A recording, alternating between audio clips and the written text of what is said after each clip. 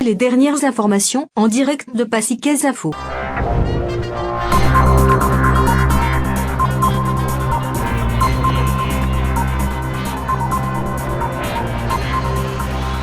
Les dernières informations en direct de Paciquez Info.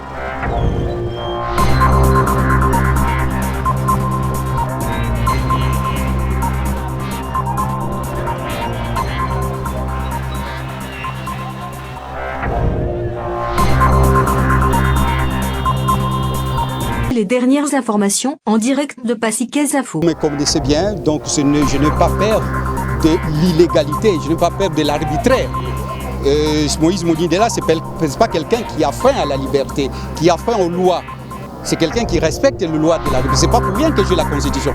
Mais ne me poussez pas, moi, à avoir peur de ceux qui sont en train d'œuvrer dans l'illégalité, de ceux qui sont en train d'œuvrer dans la dictature. Les dernières informations en direct de Paciquez Info.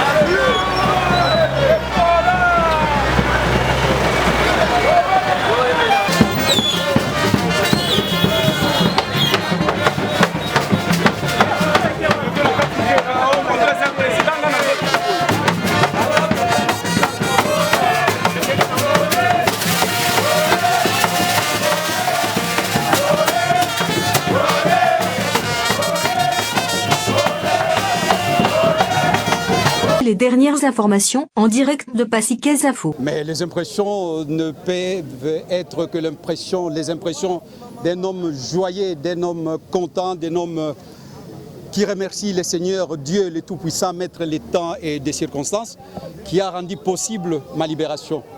Mais je remercie aussi le prince de l'Église catholique, le pape François, les amis de Rassemblement, nos amis de l'AMP, et je m'en voudrais si je ne remercie pas M. Kabila d'avoir compris qu'on ne peut pas aller à la contre de la volonté de tout un peuple. Parce que la Constitution n'est autre que la volonté de vivre ensemble d'un peuple, comme disait Obama. Et ça, je le remercie parce qu'il a compris. L'essence, mon combat, c'est quoi? C'est qu'on ne puisse pas bidouiller et tripatouiller la Constitution. Je suis un homme heureux parce que M. Kabila a compris, et sa famille, que M. Kabila ne va pas se présenter. Et non seulement il ne va pas se présenter, il ne va pas bidouiller, il ne va pas tripatouiller la Constitution. Donc je suis un homme heureux. Au moment où je parle, j'ai la pensée pour des milliers de personnes qui groupissent encore dans les géoles à travers le pays, qui sont à Makala. C'est ce que moi j'appelle la République de Makala, parce que c'est un monde à part, avec ses règles. Il y a beaucoup de gens que j'aimerais bien les voir dehors, parce que la plupart n'ont rien fait. Ils n'ont qu'à demander, ils ont exigé la démocratie, rien que la démocratie. Et pour cela, ils ne méritent pas d'être en prison. Donc ils doivent être libérés, comme j'ai retrouvé la liberté. Je remercie beaucoup la presse, mes amis de la presse, je suis de votre famille. Et donc je remercie beaucoup la presse tant nationale qu'internationale qui m'a beaucoup soutenu. Je remercie les membres du CONAD, mon parti. Je remercie les membres de AR. Je remercie tous les Congolais épris de paix et de justice. L'IDPS fait partie du rassemblement, bien sûr. L'IDPS, ma famille.